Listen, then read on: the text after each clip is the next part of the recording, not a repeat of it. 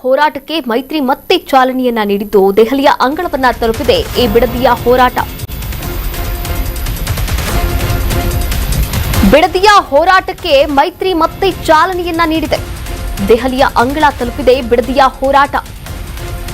Township ಮುಂದಿನ ಹೋರಾಟದ ಬಗ್ಗೆ ಚರ್ಚೆಯನ್ನ ಕೂಡ ನಡೆಸಲಾಗಿದೆ. ಮೈತ್ರಿ ನಾಯಕರಿಂದ ಶುರುವಾದಂತಹ ಡಿಸ್ಕಸ್ ಈಗಾಗಲೇ ಜೆಡಿಎಸ್ನಿಂದ ಡೇಟ್ ಅನೌನ್ಸ್ ಕೂಡ ಆಗಿದೆ. ಪಾದಯಾತ್ರೆ ಡೇಟ್ ಘೋಷಣೆ ಮಾಡಿದೆ ಜೆಡಿಎಸ್ ಪಡೆ. ಪ್ರತ್ಯೇಕ ಹೋರಾಟ ಎಂಬ ಗೊಂದಲಕ್ಕೆ ಸದ್ಯಕ್ಕೆ ಬ್ರೇಕ್ ಹಾಕಲಾಗಿರುವಂತದ್ದು. ಲಕ್ಷ್ಮಣ ರೇಖೆ ಹಾಕಲು ಬಿಜೆಪಿ ಕೂಡ ಮುಂದಾಗಿದೆ ಇದೇ ವಿಚಾರದಲ್ಲಿ.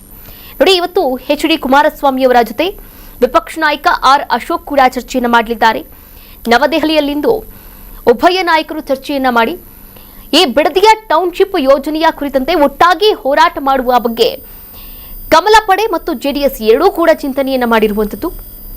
ಇದೇ ವಿಚಾರಕ್ಕೆ ಸಂಬಂಧಪಟ್ಟ ಹಾಗೆ ಇಬ್ಬರು ಕೂಡ ಒಟ್ಟಾಗಿ ಹೋಗುವ ಎನ್ನುವಂತಹ ಕರೆಯನ್ನ ಜೆಡಿಎಸ್ ನಾಯಕರಿಗೆ ಕೊಡುವುದಕ್ಕೆ ಬಿಜೆಪಿ ಕೂಡ ಮುಂದಾಗಿದೆ. ಇನ್ನು ಮಾತುಕತೆಯ ಜವಾಬ್ದಾರಿ ಅಶೋಕ್ ಹೆಗಲಿಗೆ ಇರುವಂತದ್ದು. ಅಶೋಕ್ ಮತ್ತು ಕುಮಾರಸ್ವಾಮಿ ಇವತ್ತು ನವದೆಹಲಿಯಲ್ಲಿ ಮಾತನಾಡ್ತಾರೆ.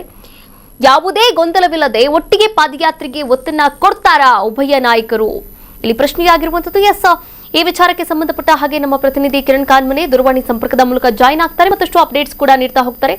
ಎಸ್ ಕಿರಣ್ ಕಾನ್ಮನೆ, ಈಗಾಗಲೇ ಜೆಡಿಎಸ್ ನಾಯಕ ಎಚ್.ಡಿ. ಕುಮಾರಸ್ವಾಮಿ ಅವರು ಹಾಗೆ ವಿಪಕ್ಷ ನಾಯಕ ಬಿಜೆಪಿ ಅಶೋಕ್ ಕುಮಾರ್ ಅವರು ಕೂಡ ಸಭೆ ಮಾಡೋಕೆ ಮುಂದಾಗಿರುವಂತದ್ದು. ನವದೆಹಲಿಯಲ್ಲಿ ಇವತ್ತು ಸಭೆಯನ್ನ ಕೂಡ ನಡೆಸ್ತಾ ಇದ್ದಾರೆ. ಹಾಗಾದ್ರೆ ಬಿಡದಿಯ ಮುಂದಿನ ಹೋರಾಟದ ರೂಪುರೇಷೆ ಹೇಗಿರುತ್ತೆ?